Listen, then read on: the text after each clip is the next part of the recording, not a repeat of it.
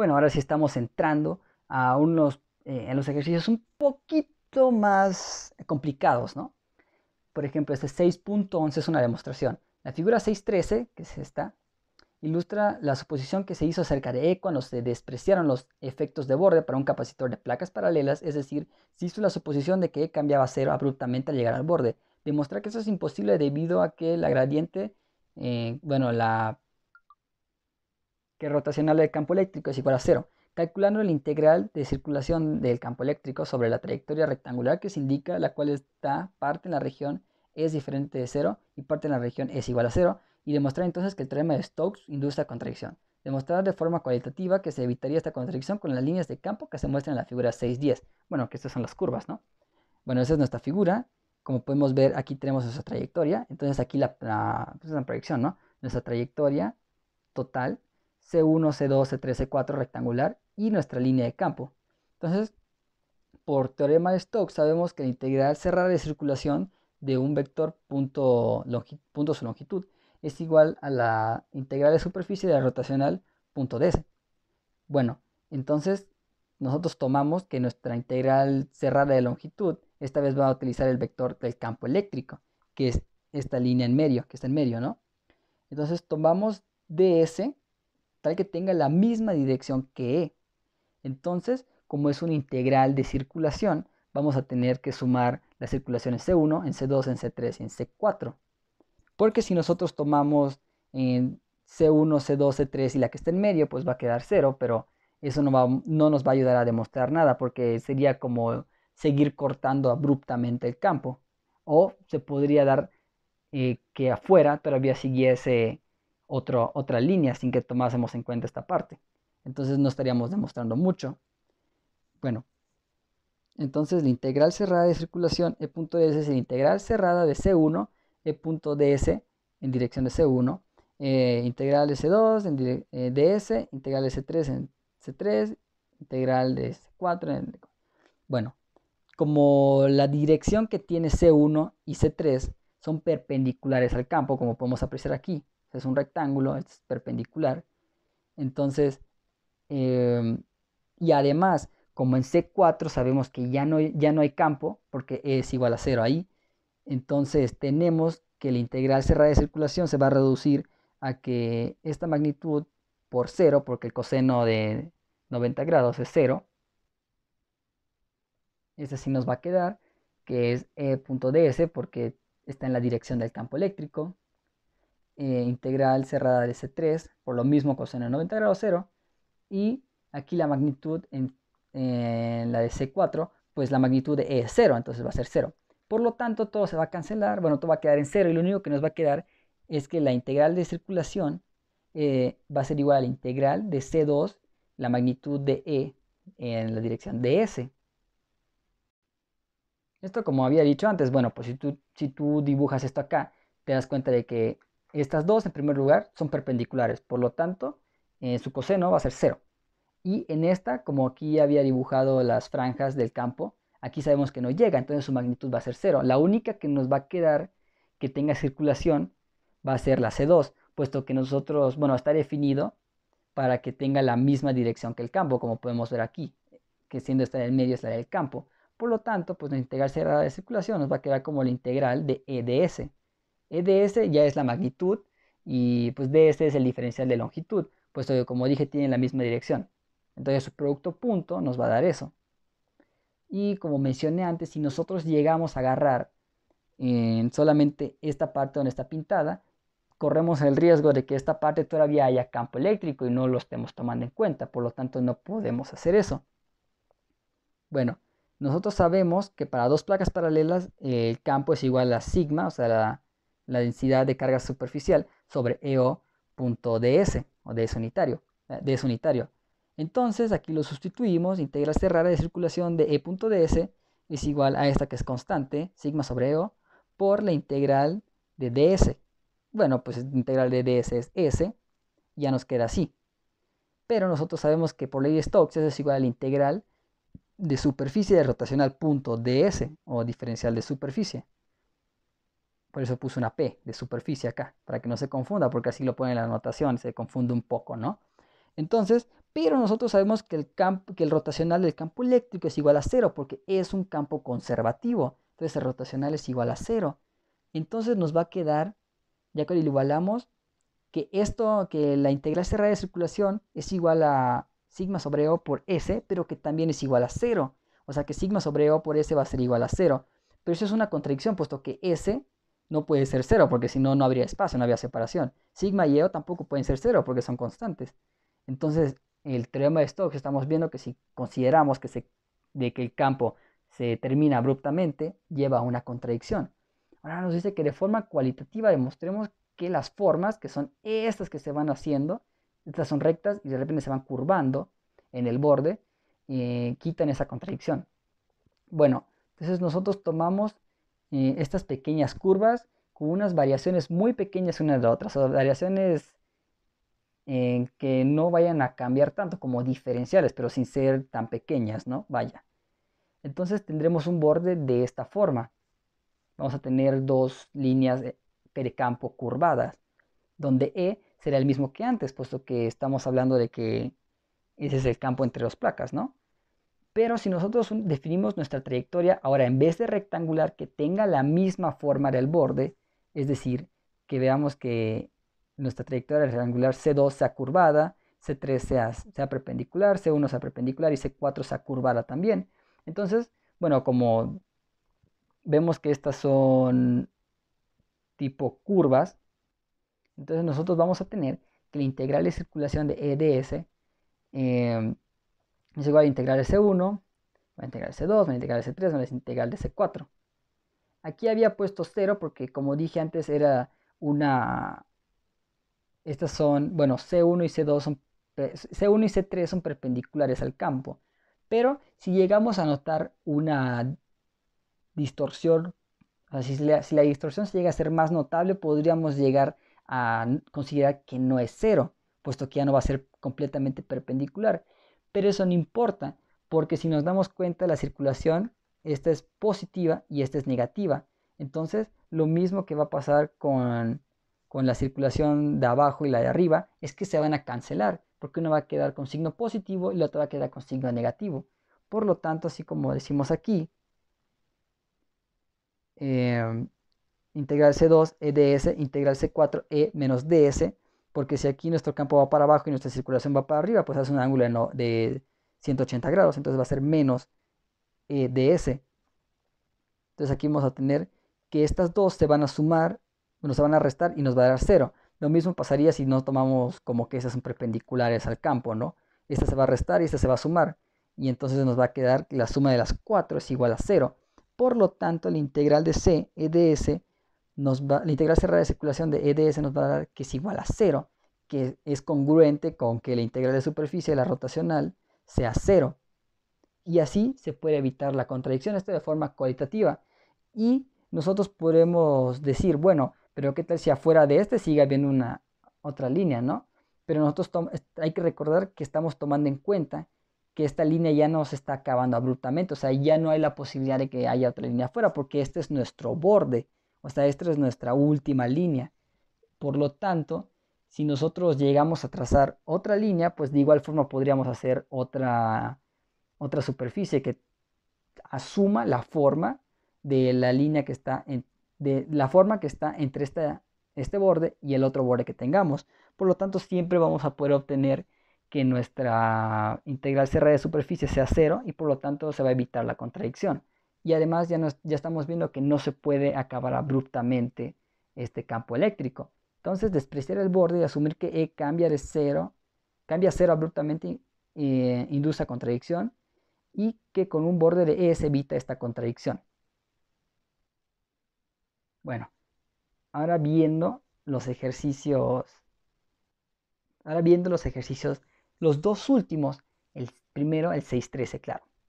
Supóngase que las placas de un capacitor de placas paralelas son rectangulares, pero no exactamente paralelas. La separación en uno de los bordes es D menos A y en el otro es D más A, siendo D mucho mayor que A. Demostrar que la capacitancia del sistema será aproximadamente C, aproxima E o A sobre D por 1 más A cuadrada sobre D cuadrada, donde A es el área de las placas, de una de las placas. Recordar los resultados del sistema del ejercicio 6.3. Bueno, Aquí nos dice que un borde va a tener D menos A y el otro va a tener D más A. Así tiene que ser el sistema, puesto que si uno es D más A y el otro es D menos A, van a quedar paralelas, ¿no? Si los bordes son contrarios, van a quedar paralelos. Pero eh, de esta forma ya no van a ser paralelas. Claro que como se está diciendo que D es mucho mayor que A, esta diferencia va a ser casi nula. Pero para efectos visuales, nosotros ya la ampliamos acá, ¿no? O sea, la estamos exagerando demasiado. Entonces, aquí tenemos la placa de arriba, la placa de abajo. Como son conductores, una va a tener que tener carga Q y la otra menos Q.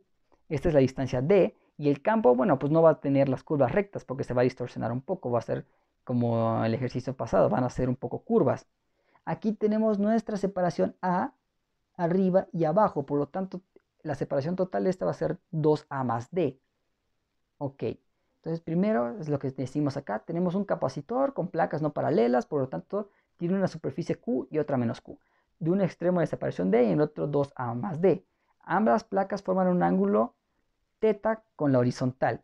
Aquí se ve un poquito el teta, esta es la línea y esta es la horizontal. Esta es la horizontal y este es teta. Tomando un sistema de referencia cartesiano, estamos definiendo que A' y B son los lados de la placa rectangular, o sea que el área es igual a A' por B. Esta es la A', el de longitud, y el del ancho, pues no se ve, está como que en 2D, ¿no? Pero es la que se va todo el largo, todo el largo. Bueno, entonces lo que tenemos que hacer aquí es definir un capacitor, tal que sus extremos estén uno en cada placa, o sea, de aquí a acá. Esto nos vamos a definir que tenga una anchura dx. Esto es que tenga una anchura dx de las placas, o sea, un diferencial de anchura de las placas y de largo h que es igual a d más 2da. O sea, es la unión de esta placa de arriba y esta placa de abajo, que es d más 2 veces el diferencial de área, porque es el diferencial el diferencial de A, que es el diferencial de A de arriba, y el diferencial de A de abajo. Esa va a ser nuestra separación. Entonces nosotros ya tenemos un capacitor tal que tiene anchura dx y una altura h, que es d más 2 de A. Bueno, y de esta forma vamos a ir definiendo más capacitores con las mismas propiedades, es decir, con la misma anchura dx y con la misma altura h, a lo largo de todas las placas, o sea, de toda la longitud de las placas, desde acá hasta acá. Bueno, nosotros estamos definiendo como que nuestro origen x0, que va desde aquí, desde donde empieza la placa, hasta x final, que es hasta donde llega A, ¿no? O sea, donde está la altura A. Entonces, así obtenemos un sistema de capacitores paralelos entre sí. Como podemos ver, este capacitor 1 es paralelo a este capacitor N. Entonces son paralelos. Por eso dice recordar los resultados del ejercicio 6.7. Porque como sabemos, en el ejercicio 6.7, la capacitancia total es igual a la suma de las capacitancias individuales en un sistema paralelo. Entonces, cada uno de estos capacitores va a tener una capacitancia C', que es un diferencial de capacitancia de las placas totales, tal que es EO B dx sobre H. ¿Por qué? Puesto que se te están tomando el capacitor entre las placas paralelas y como sabemos, bueno, pues la capacitancia de unas placas paralelas eh, es EO área sobre distancia. Estas pues no son paralelas entre sí, pero en el diferencial podemos tomarlas como que el capacitor está entre placas paralelas. Por lo tanto, estamos teniendo EO B de X sobre H, en donde pues B de X es nuestro diferencial de área total. O sea, B es la anchura y dx es nuestra longitud. Bueno, no, dx es nuestra anchura y b es nuestra longitud. Es como, es como ver nuestra placa de vista panorámica, ¿no? Esta es nuestra b longitud y nuestra dx nuestra anchura. Bueno, por eso estamos diciendo que ese es un diferencial de área total de todas las placas. Este rectángulo muy pequeño es nuestro diferencial de área. Bueno, entonces, y tenemos que la distancia entre las placas va a ser h, como habíamos definido acá, por eso estamos poniendo entre h, entre distancia. Entonces, hacer un sistema de n capacitores, pues el ejercicio 6.7 se sabe que la capacitancia total, es decir, de las dos placas no paralelas, será la suma de los capacitores de estos, n capacitores, ¿no? La suma de las capacitancias de estos n capacitores. Más específicamente, que C es igual a la integral de C', que es igual a la integral del diferencial de capacitancia, que es igual a EO B de X sobre H. Eso es igual a la integral de EO B sobre D más 2 de A, porque habíamos definido H como D más 2 de A. Pero por geometría también podemos expresar a H en función de X, puesto que tangente teta es igual a dA sobre X, y entonces dA es igual a X por tangente teta, como tenemos aquí. X, como dijimos antes, es del inicio hasta donde llega nuestro capacitor. Entonces esta va a ser nuestra X. Nuestra dA va a ser pues de la placa hasta donde llega X, y este es teta, el ángulo que forma con la horizontal. Entonces cateto opuesto dA entre cateto adyacente X, y ya lo despejamos aquí, que X es igual a tangente de A.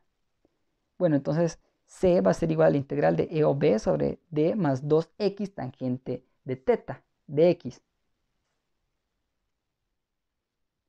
Bueno, y entonces ahora vamos a hacer la integral. Primero hacemos un cambio de variable, que u es igual a d más 2x tangente teta, y entonces du, pues este es constante, va a ser 2 tangente teta de x, pasa a dividir, y entonces vamos a obtener que c, capacitancia, es igual a e o b sobre 2 tangente teta integral de du sobre u. Pues e o b y tangente teta son constantes, pero puesto que se quiere abarcar todo el capacitor total y está en función de x, los límites de integración van a ser de x inicial 0 a x final a tangente sobre teta. ¿Por qué? Porque como dijimos aquí, tomamos nuestro sistema de referencia en el inicio de la placa, o sea, x0, de aquí hasta el final de la placa. Pero en x, o sea, en el eje x, la placa proyecta una longitud tal que es teta, cateto opuesto entre cateto adyacente. Entonces va a ser tangente de A sobre X final, o sea, la longitud hacia donde se está proyectando la placa en X. Entonces esa va a ser nuestra X final. X inicial en 0 y X final A sobre tangente teta después de despejarlo. Pues tangente de teta es igual a sobre X final, ¿no? Entonces aquí se ponen los límites de integración, se resuelve el logaritmo natural, se cambia logaritmo natural de d más 2x tangente teta, y ahora sí se ponen los límites de integración, que es logaritmo natural de d más 2a menos logaritmo natural de d. Eso es igual a e o b sobre 2 tangente teta, logaritmo natural de d más 2a sobre d, que nos da este, que va a ser muy importante, logaritmo natural de 1 más 2a sobre d, porque por serie de Taylor nosotros sabemos que el logaritmo natural de 1 más x es esta serie de potencias, x menos x cuadrada entre 2 más x cúbica entre 3, bla, bla, bla. Nosotros tomamos que nuestra x va a ser 2a entre d, y nosotros vamos a estar tomando el primer término x y x al cubo entre 3. Entonces nos va a dar que esta expresión va a ser aproximada a e o b entre 2 tangente de teta, 2a sobre d más 8a cubo sobre 3d cúbica. Esto, después de sacar esta 2AD, otra que es E o B, 2A sobre 2 tangente teta D, más 1 por 1 más 4A cuadrada sobre 3D cuadrada. Y como nosotros habíamos definido que D es igual a X tangente teta, cuando teta y DA tienden a 0, entonces vamos a tener que A sobre tangente, que es esta expresión que tenemos acá, A sobre tangente, se acerca a DA sobre tangente, se aproxima a DA sobre tangente, y esta dA, le estamos sustituyendo esta expresión. Como estamos diciendo que 0, que teta y dA se van a aproximar a 0, entonces nosotros podemos observar que la placa se va a ir yendo cada vez hacia arriba, ¿no? Entonces, cuando se acerque a 0, en X se va a aproximar la longitud total de la placa. O sea, va a ir cada vez más hacia el punto de X. O sea, lo que quiero decir es que cuando teta y a van a o tiendan a 0, entonces esta placa va a tender hacia el eje X. Entonces el punto final del eje X va a ser A', que es la longitud total de la placa. Por eso aquí sustituyo DA por X tangente teta, pero esta X, como tiende a 0, va a ser nuestra longitud de la placa, A'. Entonces se cancelan estas tangentes y esta va a ser igual a A'. Y como sabemos que D es muchísimo mayor que A, nosotros podemos cambiar este 4A cuadrada sobre 3D cuadrada aproximada a A cuadrada sobre 3D cuadrada, porque o sea, es como poner 4 sobre 1000 a cambiarla a 1 sobre 1000. La diferencia va a ser minúscula, por eso es aproximado. Lo podemos cambiar así porque D es muchísimo mayor que A. Por lo tanto, con esas sustituciones vamos a obtener que C se aproxima, bueno, en primer lugar, A tangente es A', entonces EO B A' sobre D más 1 por 1 más A cuadrada sobre D cuadrada, porque la cambiamos. Y esto nosotros sabemos que A, el área es A' por B. Entonces vamos a A' por B es EO por área sobre D por 1 más A cuadrada sobre 3D cuadrada. Entonces esta es nuestra expresión aproximada, ya porque dijimos que es por serie de Taylor y porque es cuando teta y DA tienden a 0. Y esta es la respuesta que queremos encontrar. C es la capacitancia del sistema va a ser aproximada a EO por área sobre D por 1 más A cuadrada sobre 3D cuadrada. Bueno, y llegamos al último ejercicio de impares del capítulo 6, que dice, dos cilindros conductores infinitamente largos tienen sus ejes centrales paralelos y separados por una distancia C. El radio de uno de ellos es A y el otro es B. Si C es mucho mayor que A y C es mucho mayor que B, encontrar una expresión aproximada para la capacitancia de sección de una sección de longitud L del sistema. Bueno, estos son nuestros sistemas. Como podemos ver, son dos conductores que no son coaxiales. Esto, después de que lo investigué un rato, encontré que se llama línea bifilar monofásica, por si lo quieren investigar. Esta es nuestra regla. Entonces, desde los ejes paralelos hay una distancia C. Este es L, radio A y radio B. Bueno, lo primero vamos a definir lo de siempre. Como son dos conductores, se tienen que sus cargas se distribuyen en sus superficies. Además que uno tendrá carga Q y otra carga menos Q. Eso es lo normal, ¿no? Como podemos ver, aquí la carga, o vaya, las líneas del campo eléctrico y de potencia no son, vaya, no son, el sistema no es simétrico, o sea que las líneas se van a distorsionar. Lo que quiero decir es que vamos a tener, como no es simétrico, vamos a tener un sistema así. Ese es un conductor y ese es el otro conductor. Las líneas no van a ser radiales, sino que se van a distorsionar en los bordes, como vimos en el capacitor de placas paralelas, se van a distorsionar. Pero por suerte, nosotros podemos agarrar una trayectoria conveniente. ¿Y cuál es esa trayectoria conveniente? Vamos a agarrar la trayectoria que no se distorsiona, la cual sí es radial, que es casi la que está, vaya, en medio de estos dos. O sea, vamos a poder tomar nuestro cambio de potencial radial normalmente. Entonces, como son dos conductores que no son coaxiales y no son simétricos, su capacitancia es C es igual a carga sobre cambio de potencial. Con el cambio de potencial siendo igual al cambio de potencial A más cambio de potencial B. Pues en este caso se toman en cuenta la diferencia de potencial que ejerce cada uno sobre el otro. O sea, estamos tomando en cuenta el cambio de potencial que ejerce este en la superficie de este conductor y el cambio de potencial que ejerce este conductor en la superficie de este conductor. Por eso estamos sumando que dos cambios de potenciales va a ser igual al cambio de potencial total del sistema. Ahora, aquí está el ejercicio 6.10. Por el ejercicio 6.10 sabemos que el cambio de potencial es igual a esto. Por lo tanto, nosotros podemos definir que el potencial es Q sobre 2 pi o L, logaritmo natural de ρ unitaria, para ρ fuera del cilindro. El potencial de un cilindro para puntos fuera de este. Ok, entonces primero vamos a obtener el potencial que ejerce A en B. Vaya, de este sobre este. Bueno, para eso se toma como origen, o estamos tomando nuestro punto de referencia el eje central del cilindro de radio A, o sea, este punto. ¿Ok? Y nosotros sabemos que el potencial en 2A, vaya, en el potencial final va a ser el potencial que va a tener aquí en la superficie del conductor. Entonces va a ser Q sobre 2 pi EOL logaritmo natural de C menos B. O sea, todo esto menos el radio B. Y el potencial inicial pues va a ser el que tenga en su superficie A. O sea, Q sobre 2 pi EOL logaritmo natural de A. Y así el cambio potencial de A va a ser la resta de estos dos. Y nos va a dar que es Q sobre 2 pi EOL logaritmo natural de C menos B sobre A. Ahora, tomamos nuestro otro caso especial, o sea, nuestro otro punto de referencia para el otro cilindro en su eje. ¿Ok? Y así tenemos que el potencial final de B va a ser pues el que tenga aquí, en la superficie de A. Entonces va a ser Q sobre 2 pi EOL todo C menos A. Y el potencial de B, bueno, el inicial va a ser Q sobre 2 pi EOL logaritmo natural de B, que es del radio, en su superficie. Entonces el cambio va a ser igual a Q sobre 2 pi EOL logaritmo natural de C menos A, y así nos va a dar Q sobre 2 pi EOL logaritmo natural de C menos A entre B. Y entonces, bueno, si se están preguntando si se puede tomar otro sistema de referencia, sí se puede tomar. Al fin y al cabo, nos va a dar casi lo mismo. Porque si nosotros tomamos el mismo sistema de referencia, cuando nosotros lo vayamos a sumar o restar, se va a dividir de la misma forma.